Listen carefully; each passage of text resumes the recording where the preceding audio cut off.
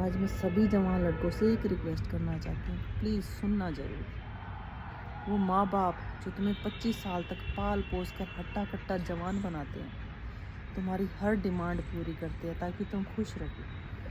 अपनी इच्छाएं मार करो, तुम्हारी इच्छाएं पूरी करते हैं। क्या इस दिन के लिए कि तुम अपनी रफ ड्राइविंग की वजह से उनकी 25 साल की मेहनत को 25 सेकंड में बॉडी बना दो?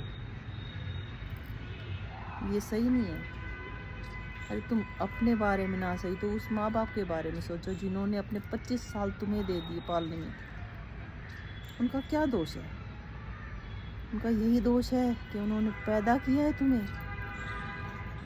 थोड़ा सा उस माँ बाप पर रहम करो बच्चों, जो अपनी हर इच्छाएं मार करो तुम्हारी इच्छाएं पूरी करते हैं। इस दिन के लिए नहीं कि तुम इन्हें उस उम्र में अकेला छोड़ के चले जाओ। थोड़ा सोचो बच्चों।